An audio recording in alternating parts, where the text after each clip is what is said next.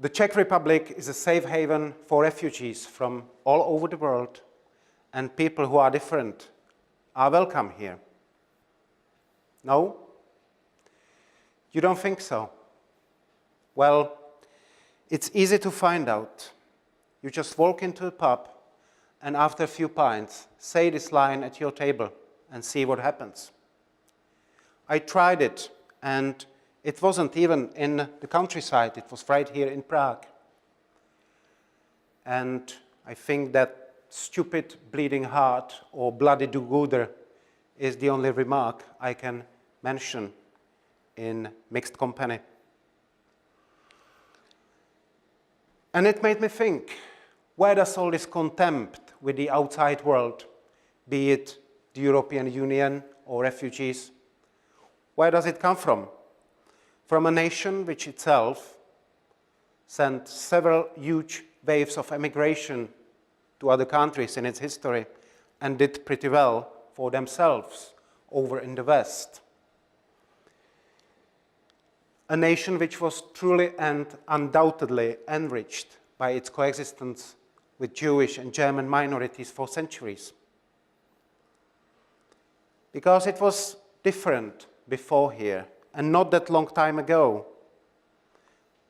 In the early 90s, we helped to accommodate nearly 12,000 of Muslims from war-torn Bosnia and Herzegovina. It didn't go without incidents, but considering the number, it went much better than expected. Could you see that happening now, only 25 years later, but in entirely different atmosphere in society? Probably not. Most of the Bosnians couldn't wait to get back home and did so as soon as it was possible. A few stayed. One of them was Igor Blažević, now a very successful director of the documentary film festival called One World, a Czech festival. And by the same token, Mr. Thai Dai Van Nguyen, whose parents came here from Vietnam, recently became the youngest national chess champion. The Czech champion, or Miss Karin Movsesian, originally from Kyrgyzstan, who won the European Union contest for young scientists last September, and was awarded the best scientist, European scientist under 20. And now she's a Czech scientist. So it made me think again, have we become spoiled by our independence, by our freedom, or by our wealth? Are we so satisfied with our cozy lives that there is no room for anyone else? Or are we afraid that those who come here might steal our jobs? Because you never know who comes here and seeks help. Mr. Alexander Sergeyevich Kruchinin came to the Czech Republic in 1995 from Ukraine. He was accompanied by his 3 kids.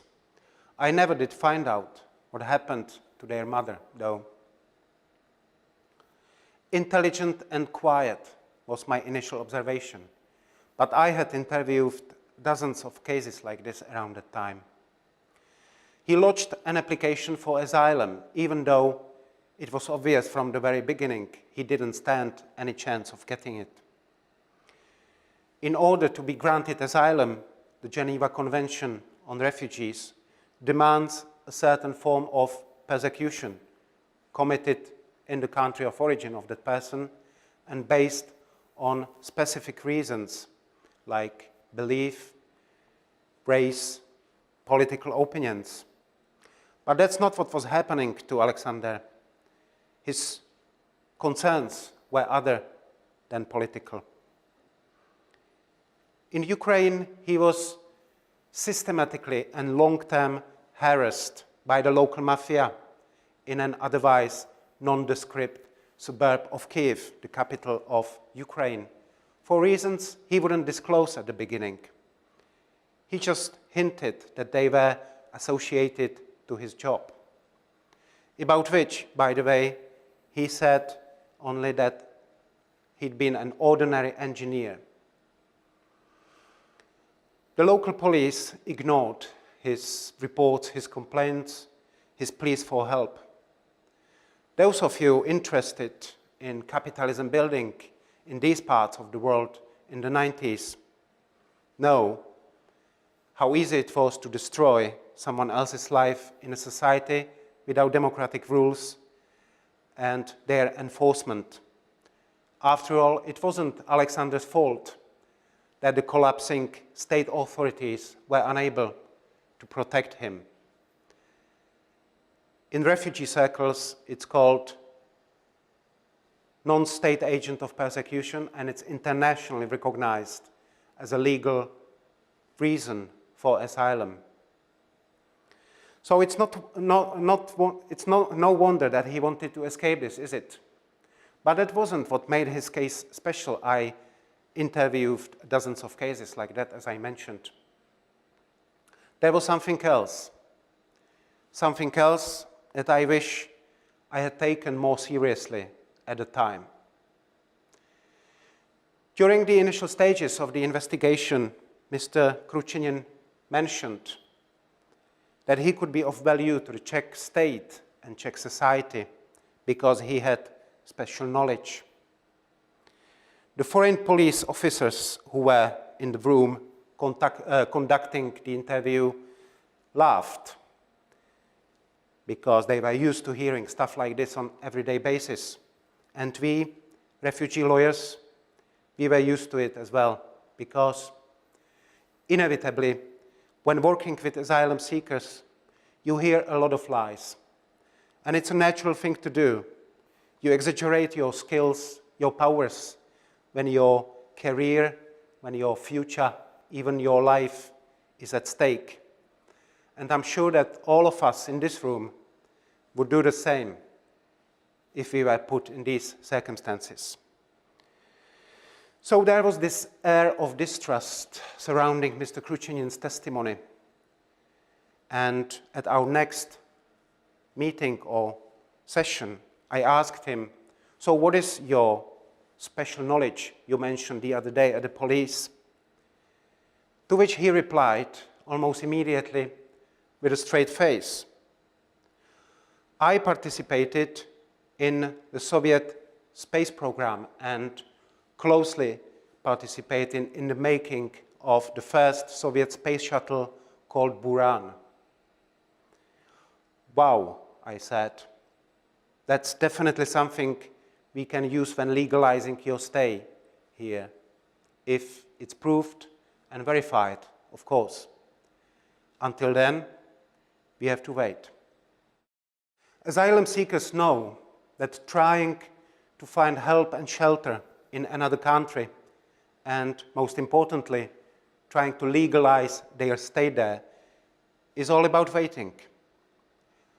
Waiting in queues in official buildings, waiting in waiting rooms for someone important to talk to, waiting at home for official letters. That is, if you are lucky enough to afford some sort of home.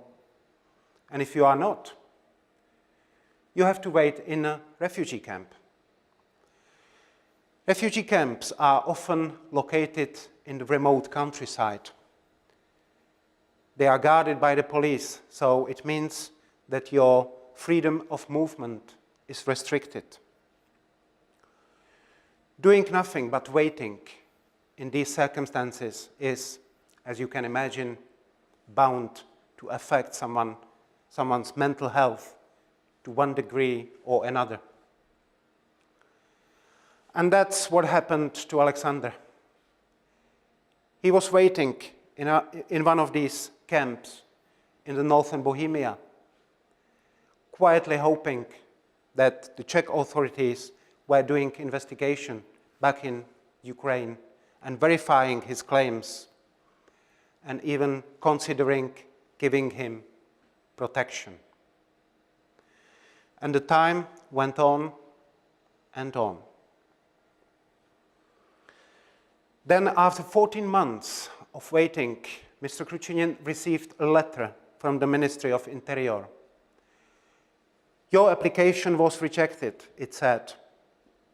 No mention if his claims that he was a former Soviet rocket scientist were verified or even looked into.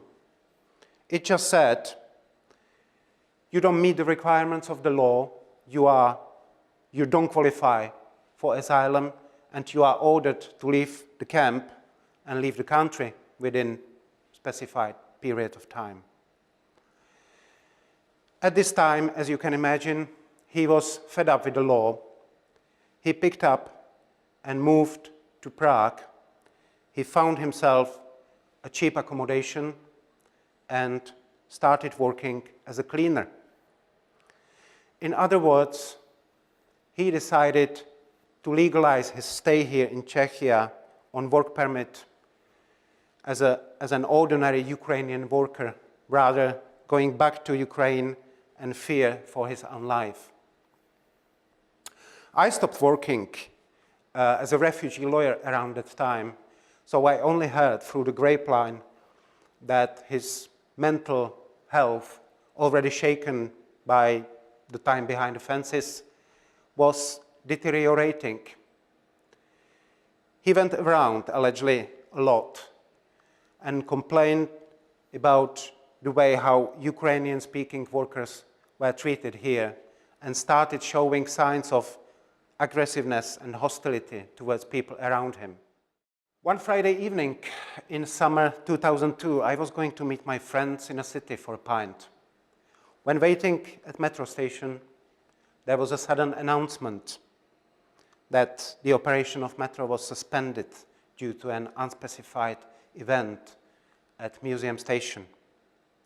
The first thing I thought was, did someone just jump in front of the train again? So much for my right, I started walking. Minutes before, Mr. Alexander Kručinin had arrived at the platform of Museum Station and believed is armed with detonators and knives. He killed a policeman and seriously injured a bystander. After a few days in custody, he hanged himself. Now, you may be asking yourselves, why am I telling you this story about a killer who was obviously a psychiatric case? Certainly someone who should not be condoned. Well, I have doubts if this all had to happen like this. And would it happen if his claims about his profession and the persecution were properly verified and investigated? And there is something I forgot to tell you. One day, after a long and exhaustive legal counseling session, Mr. Kručinin visited me and said, Mr. Pleticha, you are very patient with me, and I would like to give you this. I don't think I'm going to need it anymore. And he handed me a small metal object looking like a device from a plane's cockpit. And on the back was written in Cyrillic, Buran, sděláno v Sovětském Sajuze, which means in English, Buran, made in Soviet Union. Thank you.